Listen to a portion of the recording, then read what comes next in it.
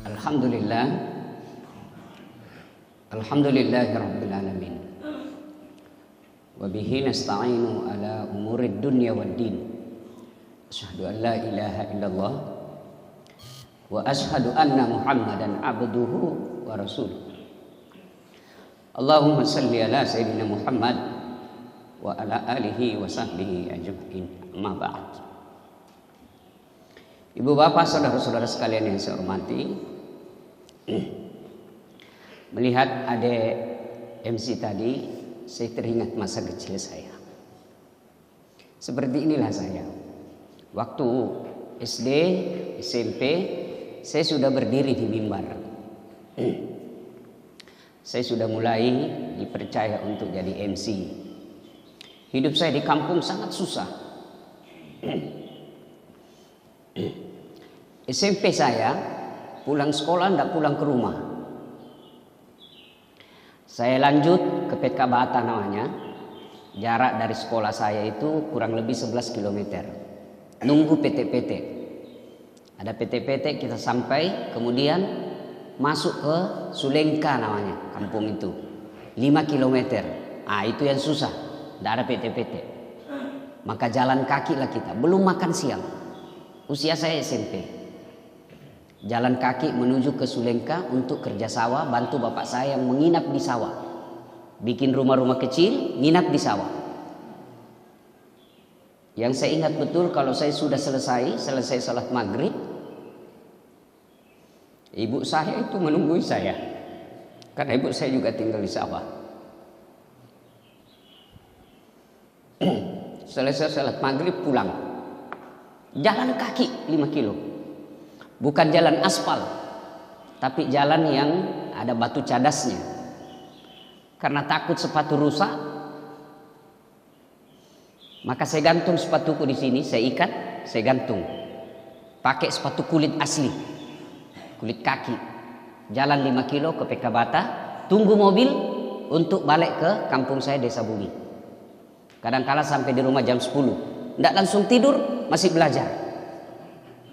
Saya tidak pernah membayangkan hidup saya bisa seperti ini.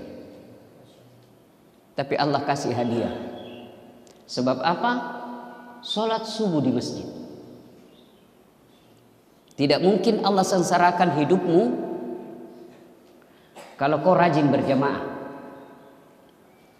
Tuhan apa yang kasih susah hidupnya hambanya, yang hamba tersebut selalu berjamaah di masjid, tidak ganggu orang. Padahal Allah Maha Pengasih, Allah Maha Penyayang, Allah Maha Pemberi. Tuhan apa yang kasih susah hambanya yang kalau dia baik agamanya? Cuma dites kau dulu, dikasih diuji kau dulu. Apa betul kualitas imanmu 24 karat? Apa betul imanmu mantap? Maka diuji dulu. Dalam Al-Quran salah satu firmannya, setelah kau beriman kepadaku, kata Allah, apakah kubiarkan kamu? Tidak, kuuji kau dulu. Ujiannya itu, datang kau sholat subuh berjamaah di masjid. Allahu Akbar. Sepanjang jalan saya lihat orang datang ke masjid. Apa yang diharapkan itu, Pak? Kecuali imannya yang baik. Saya jauh-jauh, ada lagi lebih jauh, Jalan Bulu Inah. Jam 4 sudah tinggalkan rumah. Bukan mau ketemu artis, bukan mau dapat door prize, bukan mau dapat undian, tapi datang berjamaah di masjid. Apa panggilannya kalau bukan iman? Tidak ada hadiah. Syukur-syukur nanti ada sarapan bersama kalau selesai ini. Iya toh. Apa panggilannya kecuali iman? Kita datang ke masjid jauh-jauh. Itu bukan akal bicara, tapi apa yang bicara? Iman. Masa sih Allah sengsarakan hidupnya orang yang begini? Masa sih Allah persulit hidupnya orang seperti ini? Maka Allah akan kasih kau hadiah, tapi tidak cash. Allah uji kamu dulu. Benar tidak imannya ini? Jangan sampai satu kali di satu minggu. Jangan sampai hanya karena ada Ustadz Dasad. Tapi karena Allah ingin uji imanmu. Setelah lulus, maka mahmuda, wakai derajatmu. Oh bagus bitawa ini, lulus. Coba lihat kalau anak-anak kita mau ujian. Berat kan waktu kita kuliah sekolah? Berat. Ditinggalkan kampung ke Sudan. Sampai di sana makan ala kadarnya. Sampai di sana tidur ala kadarnya. Membaca kitab. Lalu dikasih ujian, lulus. Ada tong itu PhD hadiahmu. Diangkat derajatmu, diuji dulu. Setelah itu baru Allah angkat derajatnya.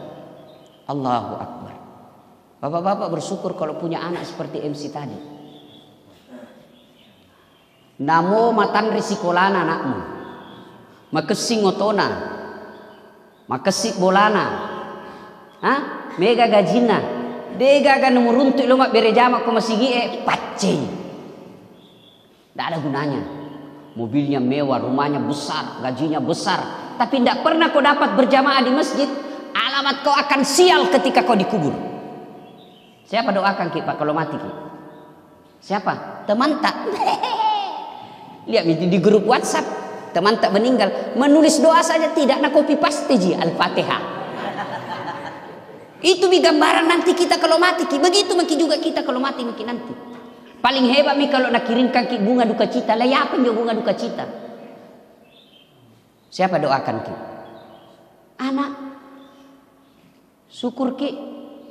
Setiap selesai sholat anak tak dari lisannya keluar Allahumma ghafirli wali walidayya warhamhuma kama rabbayani shaghir. Syukur sekali mak itu. Tapi kapan tidak pernah kita lihat anak tak datang di masjid? Alamat sial maki itu biaya ya nak tak. Dikasih sekolah mahal, kasih ke luar negeri, dijualkan tanah, pulangi tidak pernah datang di masjid. Cilaka orang tua yang begitu. Biar mi anak tak tidak gagah, tidak muka seperti artis, tidak populer seperti artis, tapi 5 waktu ada di masjid. Kaya maki itu Pak. Tidak sia-sia maki kita sekolahkan, jualkan sawah. Keluh berkeringat tiap hari untuk cari nafkah, sekolahkan anak. Insya Allah akhlaknya baik, ibadahnya bagus, kaya maki itu. Mana mau tena bupati, mana mau tena macale, mau dekat miring caleg lagi nih. Kentara itu caleg.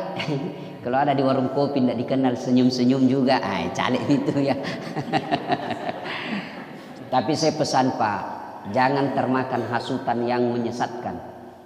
Ustadz, ulama, tidak usah berpolitik. Salah itu Pak. Jangan mau urus politik. Urus mi kantormu baik-baik. Jangan mau ke politik coba. Coba itu pentingnya politik Pak. Bapak tidak mau urus politik.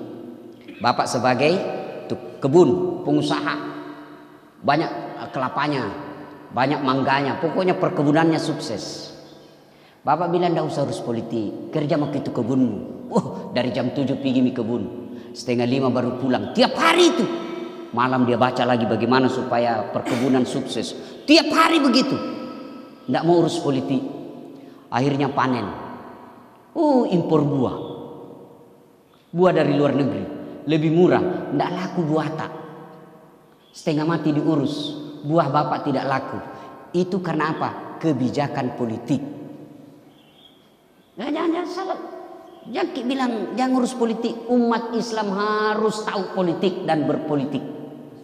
Kenapa? Dengan politik kita punya kekuasaan. Dengan kekuasaan kita bikin kebijakan. Dengan kebijakan kita bisa atur kita punya negara. Bayarkan Pak, kita ini 80% lebih umat Islam di Indonesia. Tapi ketika ada ulama berbicara tegas, langsung dibilang intoleran. Intoleran itu namanya amar ma'ruf nahi mungkar. Tapi kita takut bicara itu Pak. Kenapa? Karena kita tidak kuasai politik. Maka 2024 kesempatan kita memilih orang-orang baik. Jangan gara-gara 300.000 ada tuh di Pare-Pare kuliah, diusir rumahnya, diangkat. Kenapa? Belasan tahun di tanahnya orang, tinggal gratis. Tiba-tiba ada orang kasih 300.000, yang kasih 300.000, nah pilih, nah lupa ini tanah gratis kok tempati, diusir. Kok? Kalau bapak mau berpolitik minimal sampaikan kepada sahabat, sampaikan kepada teman, sampaikan kepada keluarga di kampung. Jangan kok gara-gara uang 300.000 orang jahat kau pilih. Ini saatnya 2024 Pak, kita memilih pemimpin. Bayangkan Pak, akan datang nanti insya Allah mobil itu sudah mobil listrik. Dan bapak tahu sumber pembuatan mobil listrik ada 4, 3 di Indonesia. 3 di Indonesia Pak, begitu kayanya ini Indonesia. Salah satu di antaranya nikel. Dan semua ada di Indonesia. Saya baru-baru pulang di Taiwan. Adek-adek, kau tahu Ji Taiwan? Kau tahu Ji? Antang belok kiri lagi. Wah, datang ceramah Pak, Masya Allah Ustaz. Di sana putih-putih orang semua. Tapi susah cari orang berjenggot. Tidak ada orang kumis laki-laki Pak. Aku bilang sama itu timku, kalau dapat kau laki-laki berkumis ku kasih kau hadiah. Tidak digato Pak. Masya Allah. Tabligh akbar saya di sana. Saya bilang, andai saja negara kita diurus dengan baik, tidak ada bangsa Indonesia pergi cari nafkah sampai ke Taiwan. Tidak ada perempuan-perempuan muslimah Indonesia yang pergi cari nafkah dan jadi pembantu, menjadi penjaga anak di sana. Kalau negara kita diurus dengan baik. Maka saatnya 2024 pilih pemimpin yang baik. Jangan hanya karena dia tetangga, jangan hanya karena dia teman, jangan hanya karena dia satu partai dengan kita, jangan karena kita tim sukses. Pilih, jangan. Pilihlah yang betul-betul baik, kesempatan untuk memperbaiki. Alhamdulillah. Kita harus cinta kepada negara ini. Ya, saya juga bilang sama Pak Jokowi waktu saya diundang ceramah, saya ini kira-kira ustaz paling sering ceramah depannya Pak Presiden. 9 kali Pak Ustaz. Depannya Jokowi 9 kali. Selfie.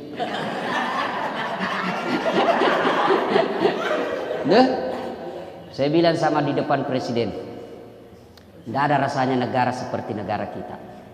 Di Malaysia Pak, Bapak mau ceramah, biar alumni Sudan kalau tidak dapat permit izin dari kerajaan, tidak mungkin Bapak bisa ceramah. Mau bangun masjid, biar banyak uangmu, tidak mungkin kau bangun masjid kalau tidak ada izin dari kerajaan. Coba kalau kita di sini, artis hijrah baru 2 bulan belajar agama, banyak kafir-kafir lagi Pak. Itu jadi ceramah mikir kanan. Mau bangun pesantren di Malaysia, di Saudi, tidak mungkin kau bisa bikin pesantren tanpa izin dari kerajaan. Di Indonesia ada rumahmu di Bukit Baruga kosong, kasih kumpul anak menghafal Quran, jadi lagi rumah hafal Quran. Tidak ada izinnya. Coba di Indonesia, luar biasa nikmatnya di sini Pak. Maka kita bersyukur kepada Allah dengan cara apa? Pilih pemimpin yang baik di 2024 kelak. Yang kedua, ini kita sholat berjamaah. Alhamdulillah, adik-adik kita ada 6 rukun iman. Berapa dek? Tuh? 6 tahu 6. Satu di antaranya beriman kepada hari akhir. Bapak datang ke sini, itulah panggilan iman. Bayangkan jauh itu, dari ujungnya itu Pantai Losari, dekatnya Pantai Losari, datang ke sini. Itu panggilan iman. Karena kenapa? Karena kita percaya ada di hari akhirat kelak. Di akhirat kelak itu 2 di tempat bos. Kalau bukan surga, neraka. Itu di tempat tak. Tidak ada tengah-tengah. Surga, neraka. Apa yang membuat orang masuk surga dan masuk neraka? Bukan karena amalnya, bukan karena tidak ada dosanya. Orang masuk surga itu bukan karena tidak ada dosa. Kalau orang masuk surga karena tidak ada dosanya, tidak ada isinya surga kecuali Rasulullah Muhammad SAW. Mana ada orang tidak ada dosanya di sini? Ini di depanku. Bukan banyak dosanya semua ini. Ini Pak Hayat. Tanjana di gamisna dia. Gaya la tonji Pak. Tapi jago tongi dia intimidasi saya nggak sampai di sini. Padahal tidak bisa Pak, itu sebenarnya ceramah subuh. Nah, intimidasi Kak. Langsung sebarkan playernya. Belum video CC dah sebarkan karena harus milih karena datang kita bilang kita itu Ustaz Pabote. Bayangkan, tidak ada orang tidak ada dosanya Pak. Jangankan kita yang tinggal di Bukit Baruga, kadang-kala istri tak minta uang, dia bilang tidak ada, biar bau-baunya ini tidak ada mi. Padahal sembunyi di kaos kakinya. Ya, banyak dosa kita Pak. Allahu Akbar. Mana ada orang tidak ada dosanya? Jangankan kita manusia biasa, para nabi dan rasul pun ada dosanya. Nabi paling pertama Nabi Adam. Apa dosanya? Dia makan buah khuldi. Turun lagi ke belakang Nabi Nuh. Berdosa juga, gagal didik anaknya. Coba. Itu para nabi. Apalagi kita. Jadi apa yang membuat orang masuk surga? Ditimbang injo amalkah? Hah? Ditimbang kebaikannya, mana lebih berat dosanya daripada amal kebaikannya? Timbang punya timbang. Nah, itu nih manfaatnya sholat subuh. Ada sholat sunnah 2 rakaat sebelum sholat subuh, 2 rakaat dua ji. Tarawih kan 8 sampai 20. Dapat tomaki 20 rakaat, imamnya panjang tompa. Dan bilang, "Coba mau pergi sana, enggak mau pergi tarawih lagi." Dan bilang, "Dede 20 rakaat baru panjang dah. Al-Baqarah baca sampai habis rakaat pertama." Ini tidak, Pak. 2 rakaat saja sebelum subuh, apa ganjarannya Allah kasih ki? Lebih berat dunia dan isinya. Bayangkan, ada nih punya tanah di sini. Kira-kira ada di sini Ustaz Fahru Rosi, ada di dalam kompleks ini punya tanah 50 hektar. Pengusaha dari Papua ada kira-kira tanah 50 hektar di kompleks ini? Tidak ada, Pak. Tidak ada toh. Tapi dengan sholat sunnah 2 rakaat sebelum masuk waktu subuh, Allah kasih kau dunia lebih besar daripada dunia dan isinya. Allahu Akbar. Makanya itu kalau mau kipi sholat subuh, nagoda itu setan. Sebentar pi, dekat je lagi rumahmu. 4 kali aku melangkah sampai mako. Sebentar pi. Supaya apa? Supaya bapak tidak sholat subuh itu sunnah sebelum subuh. Allahu Akbar. Maka ketika ditimbang pahala itu, itulah yang kasih berat. Yang berikutnya yang memperberat amal kita di akhirat kelak, salawat. Mas salawat kalau rina minta, Allahumma salli ala sayyidina Muhammad wa ala sayyidina Muhammad. Maka sambil nunggu waktu subuh, bapak ndak usah dulu. Kalau perlu tutup itu, jangki buka ki begini. Karena kalau dibuka ki masuk WhatsApp, pasti nabilan saya tangan. Buka ki. Undangan warkop itu. Itu godaan setan. Maka ditutup ki begini. Kalau perlu simpangi di mobil, supaya dia tidak menggoda kita. Nah, masuk waktu subuh, nunggu kita 2 rakaat, belum qaumat, itu kesempatan berselawat. Nah, ibu bapak saudara-saudara sekalian, kembali kepada sholat subuh ini. Apa keutamaan yang Allah berikan? Tadi itu lebih berat dari dunia dan isinya. Yang kedua, menurut hadis, itu orang yang datang berjamaah sholat subuh, Allah mudahkan rezekinya. Allah mudahkan rezekinya. Mau bukti? Lihat nih nanti, baru turun nggak tadi dari mobil, Pak Hayat sudah bilang ada undangan sarapan nanti Ustaz. Belum Pak selesai ceramah itu ada undangan. Coba Allah mudahkan rezekinya orang-orang yang datang sholat berjamaah subuh. Saya kasih contoh ya. Ini bukan mau sombong. Tuh mobil saya pakai, kira-kira di Makassar baru 2, paling banyak 3. Dan hebatnya bukan saya beli. Apa? Kalau Allah, itulah yang disebut Allah mudahkan rezekinya. Saya pi umroh.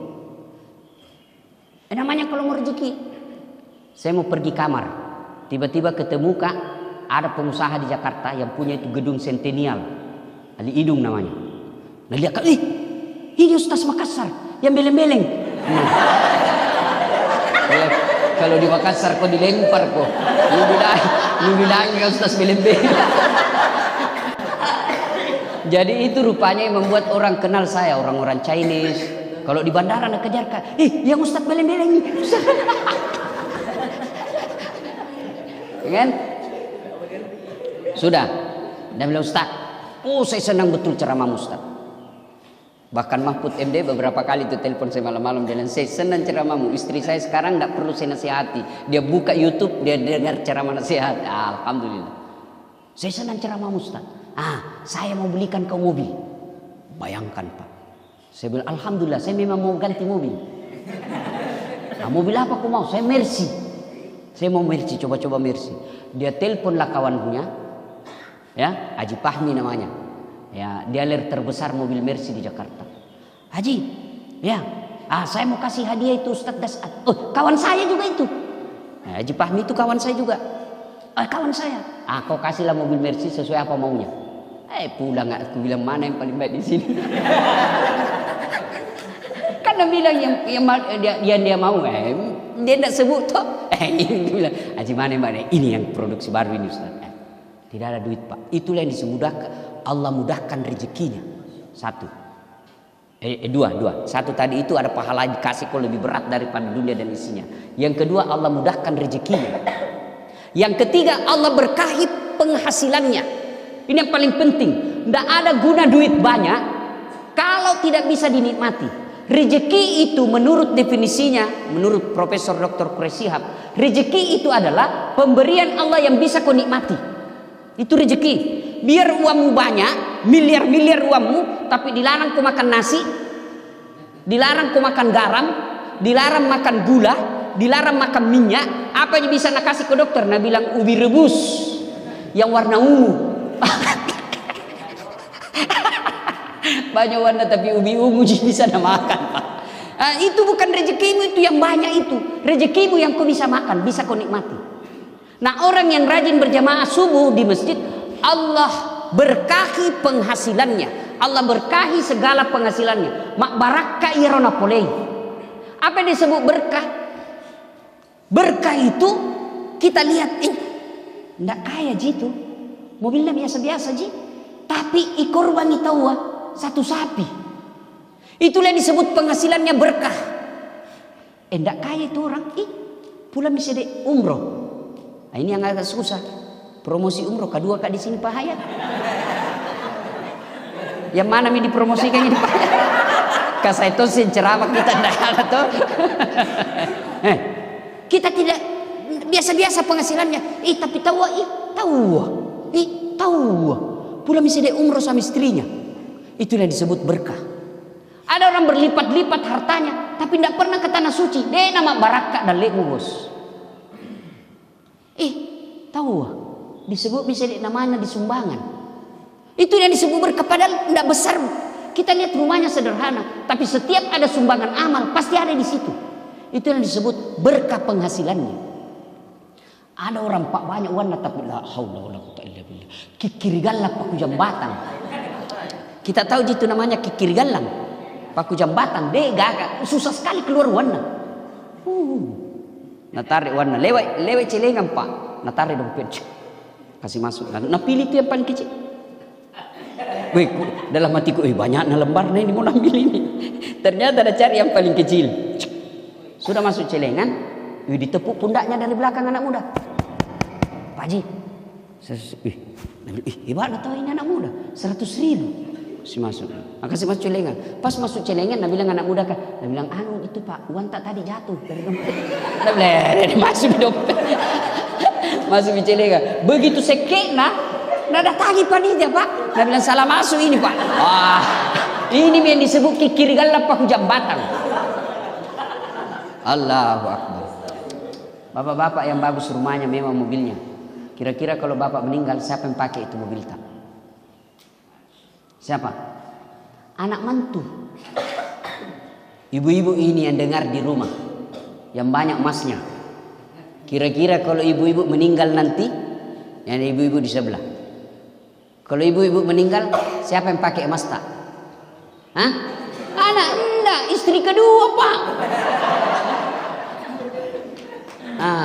Maka penghasilan yang berkah itu digunakan fisabilillah. Karena matahari sudah terang, bapak juga mau pergi kerja. Hari Ahad ini mau pergi menggoes Pak. Ya sudah dapat maki ilmu sedikit, sudah itu mudah-mudahan ada undangan makan. Sudah itu baru kita pergi sepeda. Dunia akhirat kita dapat. Alhamdulillah. Semoga Allah manfaat. Semoga berkah. Lebih dan kurangnya mohon dimaafkan. Usikum wa nafsi bitaqwallah. Assalamualaikum warahmatullahi wabarakatuh.